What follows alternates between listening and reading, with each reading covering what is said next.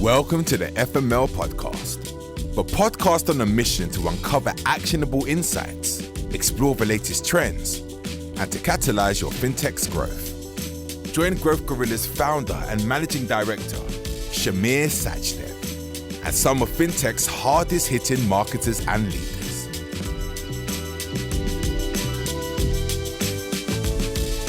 Welcome everyone to today's episode of the FML Podcast. Today we're joined by Yoann Pavy, who's CMO at Nude.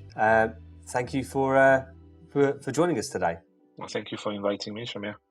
Shall we start at the top? Do you want to introduce yourself to our listeners? Tell them a little bit about yourself and your journey so far, and your journey to becoming CMO at Nude. So my name is Yoann. I'm a French guy living in the UK. I've been here for more than 10 years now, living in London, and I've had like a interesting journey because I didn't study marketing whatsoever. I was studying engineering, actually, industrial engineering and supply chains and all this type of stuff. And I actually started working in the UK and did a few years in the space industry, and then moved into automotive, and actually worked at Ford for a few years, I think 3 years near London, perfecting my amazing English now. And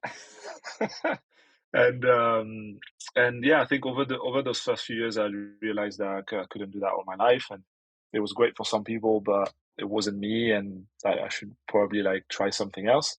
I got in touch with an agency that was doing Facebook ads. I was a Facebook marketing partner at the time.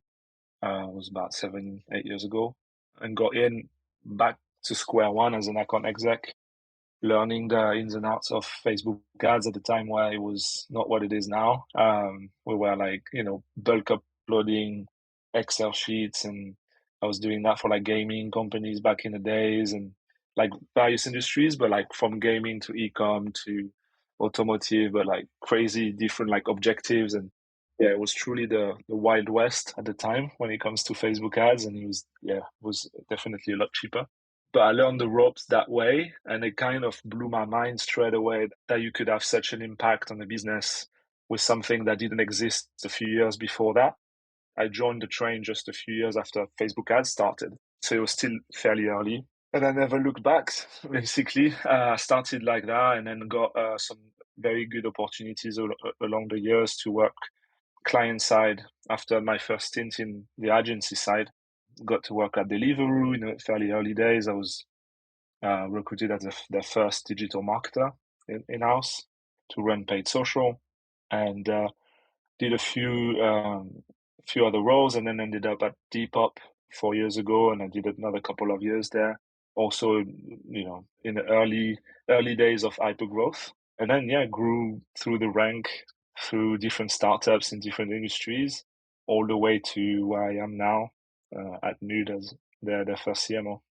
Joining Nude, did you just apply for an ad and made it happen, or did you have a slightly different route into it? I should say as well, like I'm not actually the first CMO. The co-founder was the CMO before me, but an external, I would say, recruit as the first CMO. I was a consultant for them. So last year, I had for the first time an official stint as a consultant for about 6 months. And Nude was one of my clients on my portfolio. And the discussion went very well. The company was doing some great things. I got really nice, people to talk to, and the founding team was really, really good. So I just got convinced that was maybe sooner than I thought I would go back full time. But I was like, this sounds like something that could be another UK unicorn. So let's go, Totally, including your consulting time. How long have you been at Nude for? I think it's like 7 months, 8 months. It goes really fast. Yeah. I think I joined full time officially in January, and now I'm full steam, 100% of my time focused on Nude. So on Nude, so yeah, so good. So far, so good. And just to give you some context, so Nude is a fintech app on iOS for first-time home buyers trying to save for their first home deposit, which we know, especially these days, that could be a challenging task. So we're facilitating them to save. every month. Let's just talk a little bit about sort of Nude's journey. Where's sort of Nude at the moment? They're obviously live in market. Can you share how many customers they have at the moment? What's their sort of growth trajectory been like over the last sort of year or two? It was created more than a year ago, I think almost 2 years ago, but first customers was last year. So it's been a year since, in the market, getting customers, getting product market fit. It's been scaling. I mean, that's one of the reasons I joined, right? I came on board in September last year, October, and I could see there was a great traction in customers' numbers and customer retention, and the sentiment, the feedback from customers was amazing. Like I was really pleased by it, and it was good timing to start scaling and accelerate. It's always tricky to, especially when you talk to founders or startups that want to scale before product market fit, because you don't know what's going to happen when you do that. You might burn out your opportunity too quickly. It might work on an acquisition level, but retention is really bad. All these type of scenarios. And I think with Nude, everything aligned. It was great. Good customer numbers, very good retention. And we've been growing, I think almost 50% month on month ever since. So it's still early days, but very, very promising. I suppose the big question that I have is, you've joined Nude, you walked into the front door, you've got this amazing product that's got a lot of traction. What was your sort of process? What have been your key sort of focuses in your sort of first few months, or maybe seeing because you've been there sort of 7 months, what's been your sort of key focuses for the last 6 or 7 months in that case? I think every marketer, especially when you get to like more senior level, have their background, like their fundamental like skill set where they come from. And I think in my case, coming from paid marketing, especially paid social, I like to know very quickly, especially once you get to product market fit, how much would it cost to acquire a customer on different channels? Because once you can benchmark this, you can make projections in the future, assuming it's going to get more expensive, etc., etc. But if you can get a good result from the start with fairly low scale, it's a good start. I like to do that early. Doesn't mean you're going to scale at that point, because you might not have the budget even, just because you're like a smaller startup and you have to deal with the budget that you've got.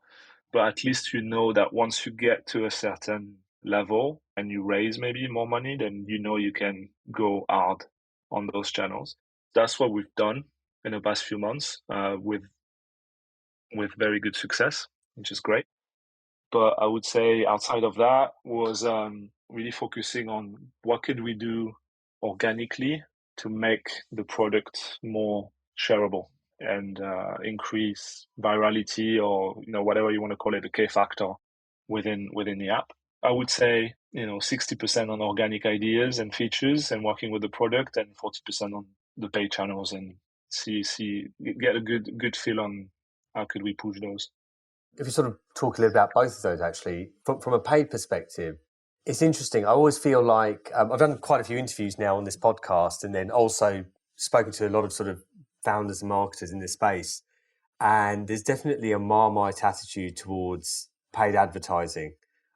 You've got the hardcore believers who feel, Facebook, Google, YouTube, they're that's the way to go to get your users in. And some who just categorically just turn around and say, look, paid activity doesn't work for us. In the context of B2C fintechs, what's your view on that? Just go on TikTok, everyone's on there. All the fintech apps are on there, or Instagram. So I think in the fintech industry, it's not really a problem. I think everyone is kind of doing it at different scale, but I don't know many that are not doing paid. My view on that is, if it doesn't work, it's just you're not doing it right, like plain and simple. I think there's a way to get it to work. You need to find a way, and you need to keep testing. And I've seen both scenarios. It's like it's either you're not investing enough time and effort to make it work at the level you need it to work. 3 things actually, or that your business model doesn't allow you to scale on those channels because it's just too tight. You can't make it work because you're not monetizing enough on the customer level, and then you can't make it work that way because your payback periods are too long, etc. Or you are running on paid, but you've got a certain scale, enough cash that even if it doesn't kind of work, you still keep it running, if that makes sense, because it's kind of okay. There's a lot of opportunities still to have this new channel like TikTok that, work for many, many companies. And as what I love about marketing, talking about Facebook being more expensive and moving away from it, it's just, it leaves more room for people who are still on it to just make it work even harder because people are just moving their budget away. So I kind of like that in a way because the attention is still there. It's all about where people's attention is. There's still 2 billion people around the Facebook or Meta ecosystem. Like they're not gone. Depending on your business, obviously there's some like trends and younger people might be more on TikTok than Instagram, but still Instagram is huge. So it's just about implementing the right strategies. There's another thing that I've realized very recently as well, just like spending more time on TikTok, is what we've seen over the last few years was wrong from companies to like take their TV ad and put them on Instagram. It's as wrong as taking your Instagram and putting it on TikTok. So it's kind of the same analogy. Like this doesn't work. You need to evolve with your time. I think that's very interesting. Actually, I think about that a lot. I'll be honest. I'm in full agreement with you. I think if you've got a B2C platform, you've got pretty high volume or pretty deep market. If you've got at least sort of a couple of hundred, at least at the bottom end, a couple of 100,000 people in your target audience. There's no reason why you can't get paid to work and you're either not doing it right or you're not giving it enough time, or like you said, you're not promoting the right content on that platform.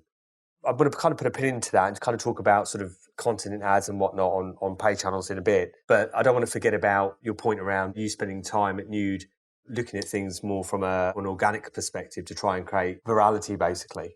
What's kind of been your approach there? What sort of tactics are you taking? So I was very inspired by the existing team when I joined. I think they already had a feature which got me thinking and like confirmed my thinking that they were on the right path from a strategy point of view, because they've built this feature called Team Up, which allows someone who's saving for a deposit to partner with their friends or their partner or their loved one to save with them. And I thought that was great because, first of all, I haven't seen that before in other fintech apps. It's always kind of your member get member, like get £10, give £10, like referral kind of system. This feature is great because we know that most people who buy their first home buy with someone else. So if we can facilitate that exchange and that discussion, in the ideal scenario, one customer becomes two, one account becomes two, and all your metrics becomes better, right? The only issue with that is that it's not a loop. When someone connects with someone else, it's finished, right? It's only a 2 people kind of thing. But when I saw that, I was like, this is really interesting. Like I really loved it. And we kind of went into the rabbit hole around those ideas, like what else can we do to bring more of that person saving for their first home network to know about it, help, whatever it is, to come in and get to know Nude, potentially join themselves, whatever it is. And I think that is very important to just build a very strong foundation when it comes to like organic growth coming in. Once you get to a certain level, obviously it's never going to be like a social platform. We're tied by the industry, and what we do is kind of in a way blocking us because, we're not a marketplace. We're not a social network, we're not going to have like a massive network effect, but we could have a little bit. And that extra bit that we have and that we add to the product makes all the other channels better. Whatever we pay on Facebook, instead of bringing us a customer, bring us 1.5 customers or 1.6 customers, that all CAC goes down, the payback goes down, everything goes down. So that's why it's really important. But I was really seduced by the existing thinking in the team, and we just build on top of that with me coming in. Let's kind of go down the rabbit hole of paid activity a little bit, because I think that there's some, Sure. You've really got some sort of strong opinions around it, as do I, to be fair. You've mentioned, I think it may have been on your newsletter, that Facebook and Instagram are still underpriced comparatively, and that the only thing that really matters is that when you're building ads is the actual content on the ads. I suppose the first question really is, or I imagine the questions that was probably, ringing in the listeners' heads at the moment is, what is right content? What does that mean first and foremost? And then how do you know if you're then correct? I think it's about building a system that allows you to test very fast and at scale.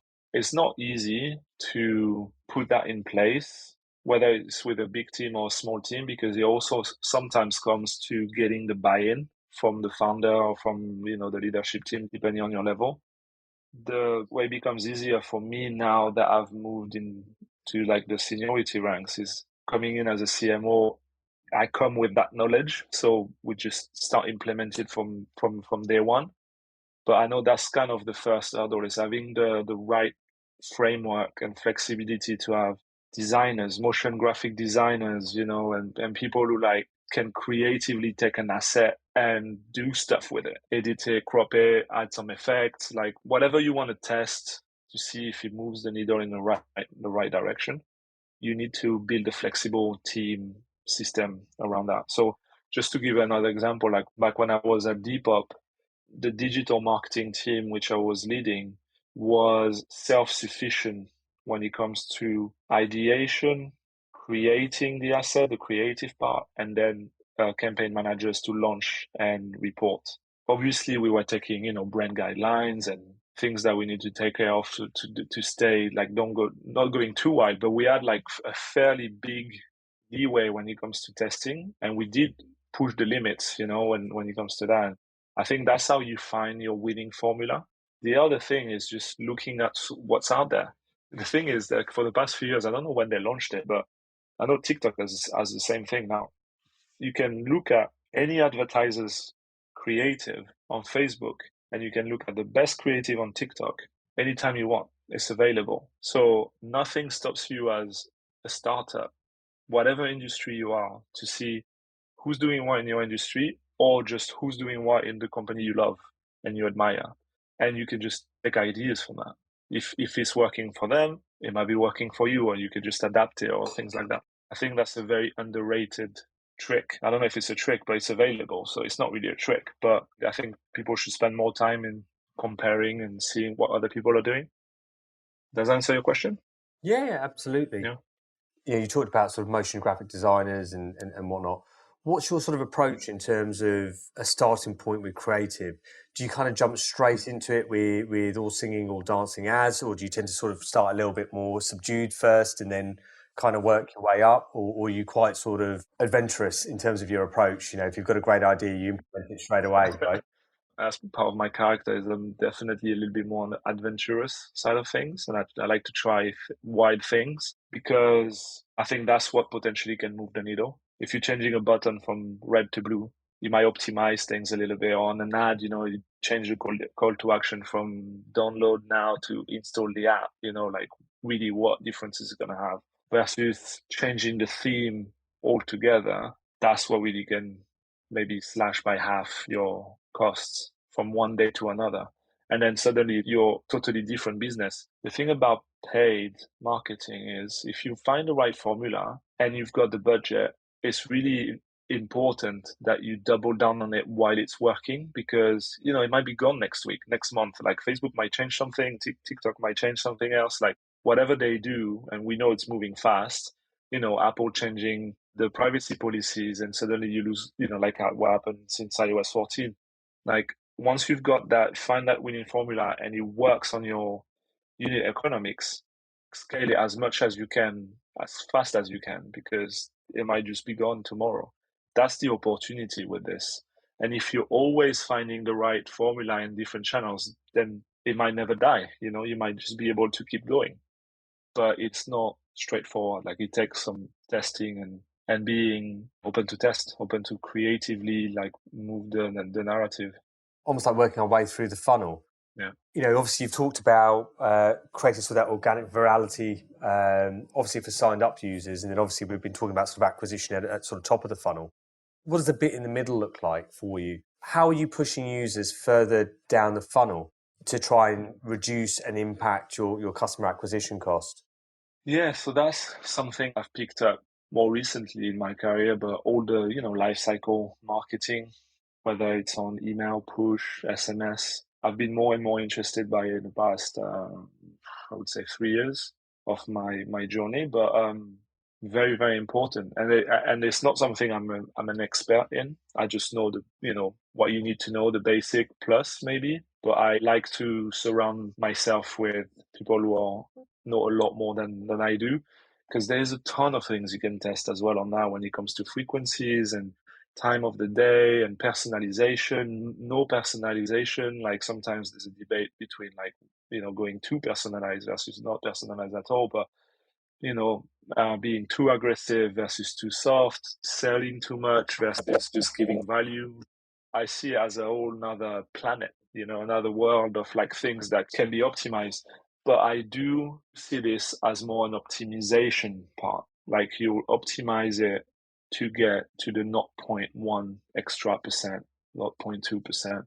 It's very rarely that you will find that, by sending an extra email, so then you get twice the conversions, like those moments are rare. It's more about optimizing what comes from the top of the funnel. So the cheaper you get the top of the funnel and with the best quality, then the more impact that bit will have. Yeah. You mentioned a few times about the 0.1% and getting those big sort of wins. I suppose the question I kind of want to ask now is maybe at Nude or perhaps at any of your other roles, where have you seen like the biggest wins? What's been a big win for you? What's really moved the dial?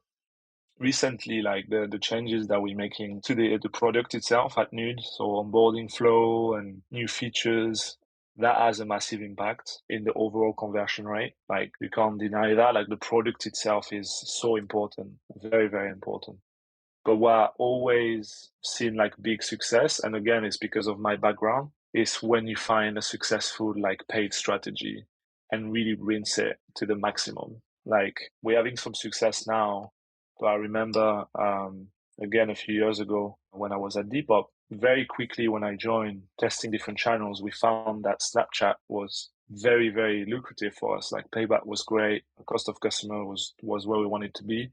We probably were like the biggest advertisers on Snapchat in the UK for a year or a year and a half, because we scaled that to like a massive, massive, massive level where we were comfortable with. And it was great because it's a less saturated channel. The creative worked really well. We found the right formula and we got massive growth from it all the way through our Series C and past Series C and all the way to Series D. So yeah, it was awesome. So for me, it's been most consistently it's been paid channels. So either through Facebook, Instagram, Snapchat, or TikTok nowadays. Because when you find the right formula and you can scale at that cost, there's so many people on these platforms. You can really, especially for an app, but I think it's the same for a website, e-com, whatever you're doing. Like it's got. The only thing that should really be holding you back from scaling on a paid channel probably is if you're e-commerce, obviously your stock, and if you're not e-commerce, then reality it's your cash flow, and that's going to be impacted by a payback period, right?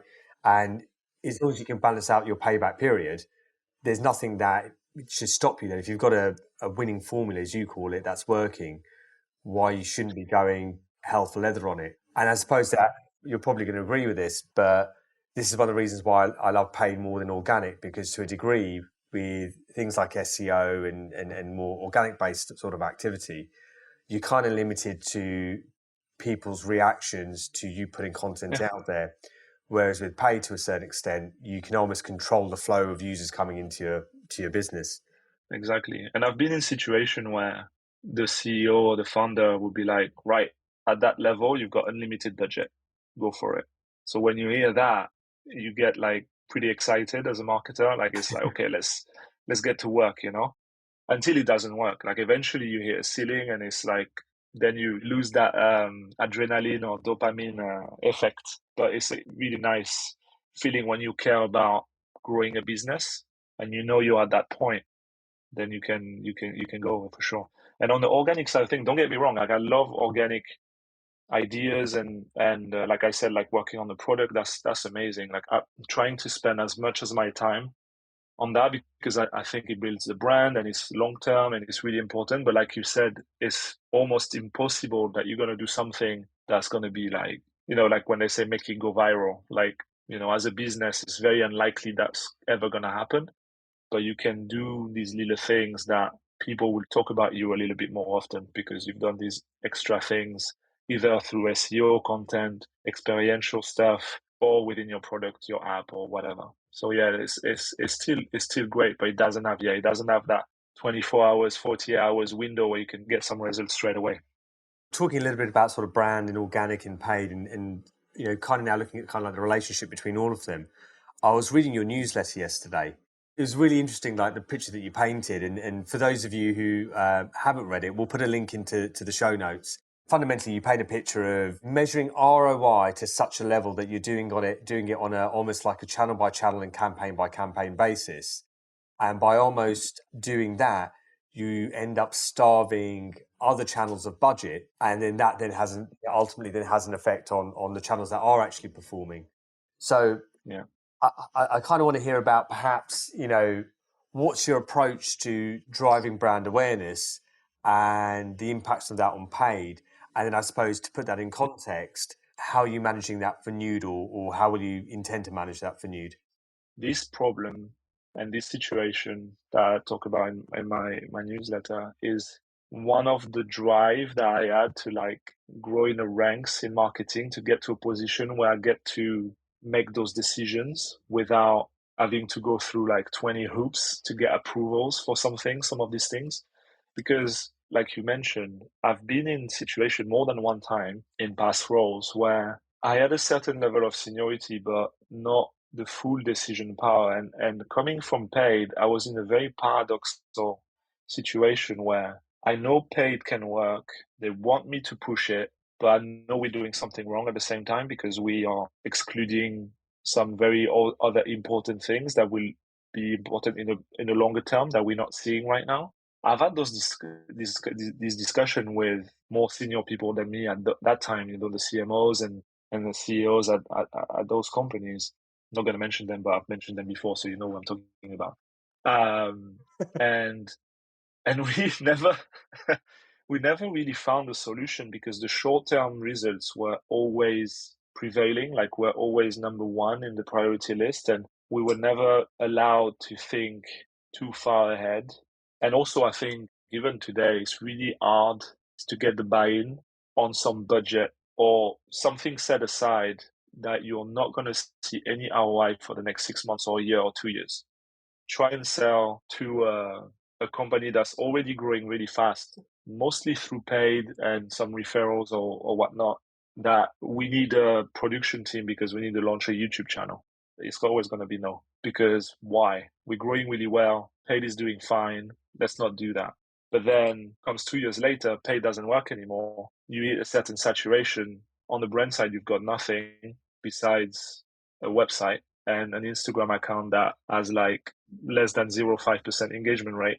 And that's it. And you're kind of stuck at that point. The problem is that eventually, unless you're already like a huge corporation like Nike or whatever, Burger King, it's almost impossible that you're going to be able to like correct the trajectory at that point, like 6-7 years down the line. It's not impossible, but I've never seen it happen. So yeah, that's something that I've seen, and that's what I talk about in the newsletter. Like as long as paid works, everything was fine, and I was taking more and more budget, and I was like, yes.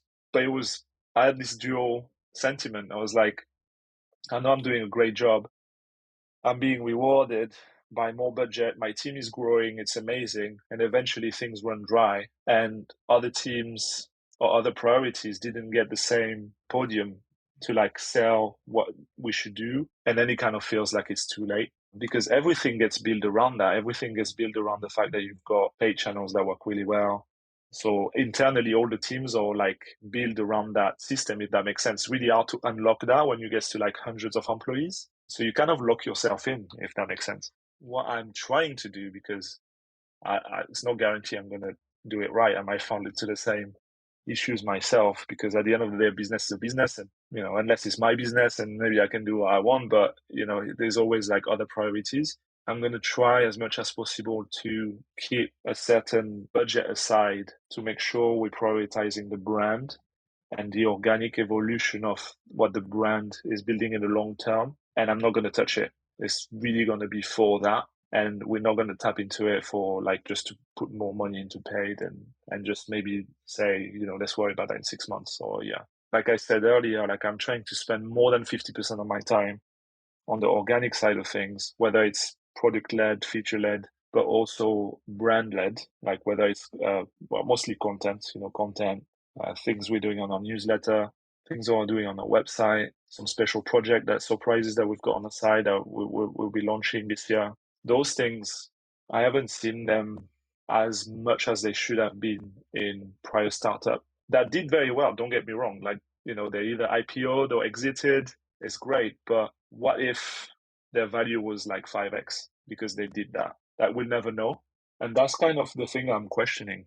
And I don't think I've got all the answers, but I've seen those journeys a few times, and I'm just like, now being a CMO, I'm like trying to see if there is another way and if I can do it right from the very beginning and see how that scales. It's interesting because I actually think the sector that falls victim to that the most, funnily enough, is probably B2B, where they do a lot of lead generation stuff on the outset. They basically pick all the apples up off the floor. Then they end up in this position where basically they've exhausted their market and they've done nothing in parallel to drive their brand awareness. And actually the B2B brands that have done really, really well are the ones that are doing that brand awareness piece constantly. They're doing the partnership stuff, they're doing the podcasts, the videos, the education. I mean, it's a prime example why platforms like HubSpot have gone and bought newsletters and media partners, etc. Yeah. And it's for that brand building purpose, right? So, and I think B2C still falls foul of it as well, but it's probably not as obvious. I would say. I think you're right. Like it's sometimes a what if, isn't it, as opposed to an absolutely should have. Exactly, and I don't know if what I'm saying would have resulted in better, valuation or bigger companies in the end, but I'm just questioning it. That maybe it could have been different, and maybe we can think about that setup a little bit differently to not fall into that trap. I think some of it is probably also led by the VC world and investors, and wanting to like focusing on data, which we do and I do a lot. I come from an engineering background, so like the numbers, I'm good with numbers. But I think when you go too much into that direction, then the rest it's very easy to say the rest doesn't matter, and I think that's dangerous. I think that's a massive point that you've kind of surfaced. I think you've kind of answered my question a little bit as to kind of like what plans do you have in place for Nude, which is obviously stick to what's working, but at the same time, not try not to drop the ball on the brand building stuff. It's been a great conversation today. I think we've covered an awful lot in a very short period of time with some really, really solid nuggets of information. As always, let's finish off on our quick fire round. Completely not marketing related, but let's chuck it out there. What song do you have on repeat right now? I'm listening to the Donda to Kanye West, the latest Kanye West album. There's some good song in there. I know it's controversial, but music-wise, I'm still a fan. I've been a fan since day one. I'm still a fan music-wise to this day. So yeah. To be fair, I kind of lost interest around 808 and Heartbreaks. To be fair, but great album. Yeah. It is a good album. But yeah. What's what are you currently binging at the moment on TV? Kind of a depressing one. I just finished Dope Sick on Disney Plus about the opioid scandal in the US with the Sackler family. So dark. I was just the stuff you learn from what happens in the US is unbelievable. Anyway, but yeah, that's the latest. It was great though. Great series. I really recommend it. Other than Nude, what fintech app are you using the most? I use a bunch of the crypto NFT ones: Coinbase, Binance, OpenSea, those guys. And I suppose who in the world of say fintechs or startups would you most like to take to lunch? I'd like people to take me to lunch. Probably crypto.com. I know some people there. Be a good lunch. Yeah. Cool. And then last sort of couple of questions. What's the best bit of life advice you've ever received? To focus on your health and family, and like not to go too deep and take too seriously what you're doing at work. My favourite question is, what's one thing that I haven't asked you that you felt I should have? I don't know. That's a very good question. I think it was great. I think you asked all the questions. I can't think of any. There you have it. Yoann, thanks for joining us today on the FML podcast. It's been great having you on, and I think there's some solid nuggets of information there. No, thank you. No worries Thank at you all. for having me. Absolutely. Don't forget to follow us, subscribe to us, do all of those things, and look out for the next episode. The FML podcast is brought to you by Growth Gorilla. To find out how our marketing growth experts can boost your fintech's growth, head to growthgorilla.co.uk. And make sure to search for the FML podcast in Apple Podcasts, Spotify, or anywhere else podcasts are found. Don't forget to click follow to ensure you don't miss any future episodes. On behalf of the team here at Growth Gorilla, thanks for listening.